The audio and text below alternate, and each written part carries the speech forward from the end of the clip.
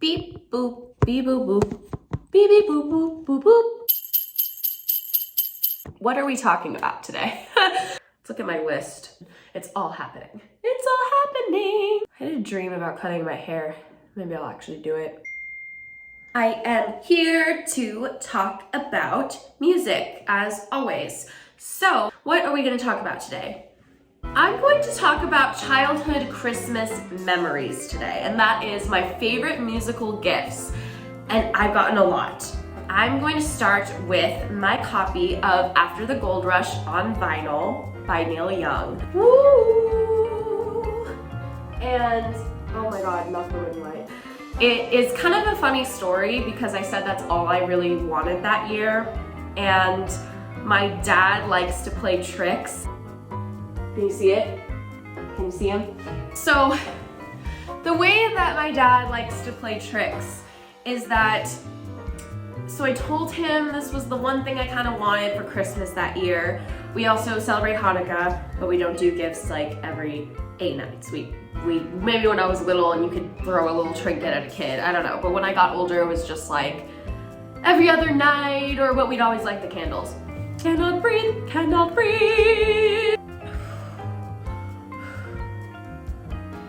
So he gets my mom a Harvest Moon CD, and then he gives me a Neil Young song book that I have, and I cherish it, where you can learn how to play every song. And then I kind of look under the tree and there's not really anything that's like the shape of a record.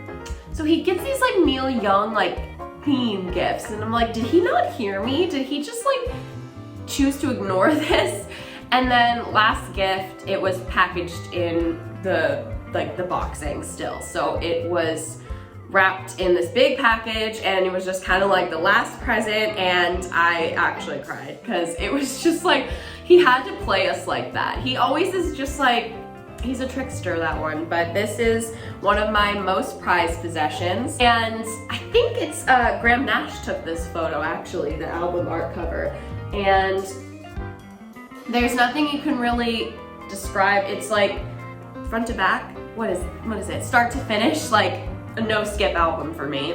But I think my favorite song is Don't Let It Bring You Down. But I think the first time I heard Oh Lonesome Me, it was so poignant, I think, for an 18-year-old. Everybody's going out and having fun. I'm a fool for staying home and having none, because that's all I wanted to do was just sit and listen to this album. And I didn't have any like friends who really, I got more musical friends as I got older, but there were just a handful of friends that I had like me. So that's that story. Now let's get to the next one.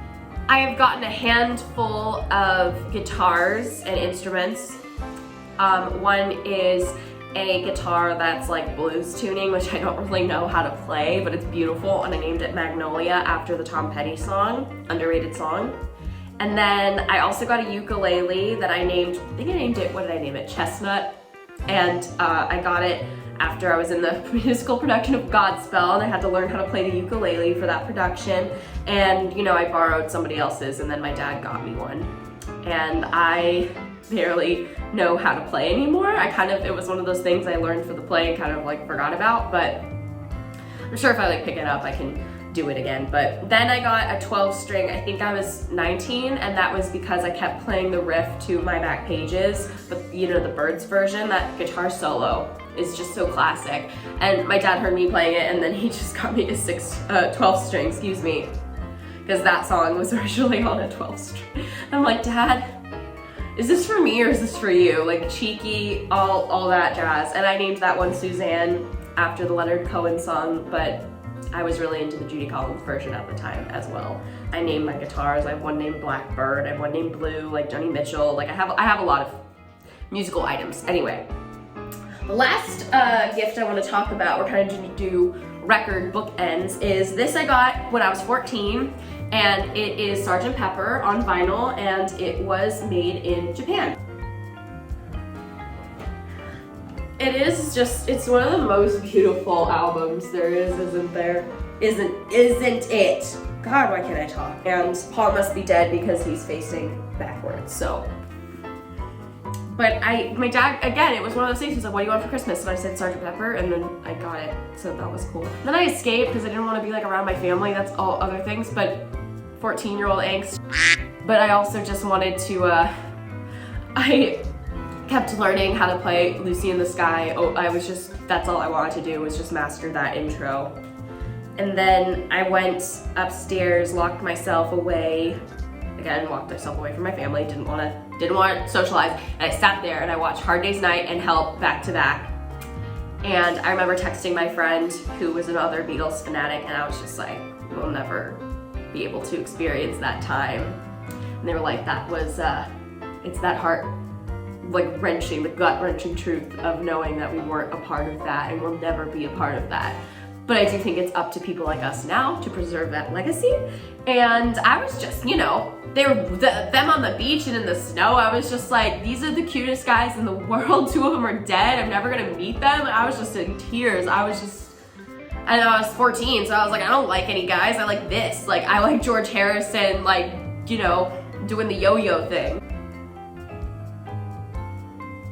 So I just, yeah, anyway, love for my boys, love for Neil, and love for my dad, because these are some great memories with my dad. And actually, I will brag on him a little bit. He was on Breakfast with the Beatles pretty recently, and he, I guess, told the story of me learning Lucy in the Sky when he gifted me that album on Christmas. So it's a special memory for both of us. So thank you for watching. Thank you for tuning in to another Vlogmas. And yeah, we're just gonna keep them rolling this December.